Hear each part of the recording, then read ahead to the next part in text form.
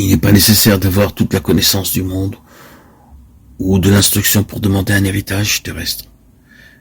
Mais pour nous croyants, cela prend parfois de nombreuses années pour apprendre la valeur de notre héritage céleste. Apprenons-le maintenant, la parole de Dieu est si claire et évidente. Lorsque nous recevons notre Seigneur comme notre Sauveur personnel, il nous est donné le droit et l'autorité de devenir les fils de Dieu. Nous sommes fils de Dieu pour l'éternité, à cause de son amour éternel que nous avons reçu par la foi. Nous avons une part de l'héritage du Seigneur Jésus-Christ. Il n'est pas exigé de connaître l'hébreu ou le grec pour savoir que c'est vrai,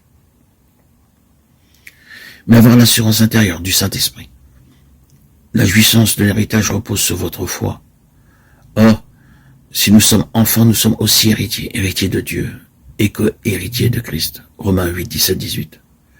Alors, automatiquement, vous pouvez dire aussi, je suis l'héritier de Dieu et le co-héritier du Seigneur Jésus-Christ.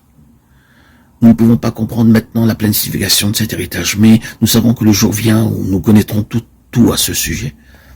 Un petit garçon sait que son père possède des biens et de la fortune. Mais si vous le questionnez sur le nombre de terres, de propriétés et de richesses que le père a, il répondra « Je ne sais pas. Il est trop jeune pour savoir cela maintenant. Lorsqu'il parviendra à la maturité, il sera capable de comprendre toute l'étendue des positions paternelles et des possessions qu'il a. Aussi, alors que nous ne pouvons pas comprendre maintenant notre héritage, lorsque nous verrons notre Seigneur face à face et lorsque l'œuvre de grâce sera parfaite, nous connaîtrons toutes choses. Vous devez croire que vous êtes appelés et choisis pour un grand et éternel héritage. En recevant Jésus-Christ comme notre Sauveur et Seigneur, nous entrons dans une pleine participation spirituelle. En premier lieu, nous devenons participants de la nature divine. 2 Pierre 1, 4. Deuxièmement, nous sommes participants du Saint-Esprit. Hébreux 6, 4. Troisièmement, nous sommes participants de la sainteté de Dieu. Hébreux 12, 12. Cinquièmement, nous sommes participants de la gloire qui doit être révélée. 1 Pierre 5, 11. Sixièmement, nous sommes participants à l'héritage des saints dans la lumière. Colossiens 1, 12. Septièmement, nous sommes participants du Seigneur lui-même. Hébreux 3, 14.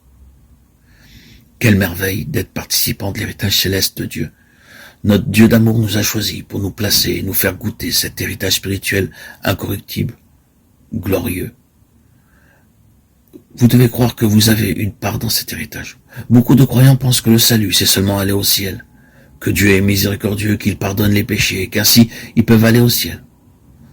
Qu'importe ce qui leur sera donné, même un petit coin pourvu qu'ils y soient.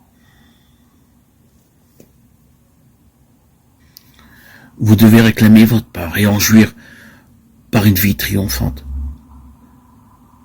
Et ne pas vous laisser tromper par l'ennemi, le diable. Le Seigneur lui-même dit dans Apocalypse 21, 7, celui qui vaincra héritera ces choses. Je serai son Dieu, il sera mon fils.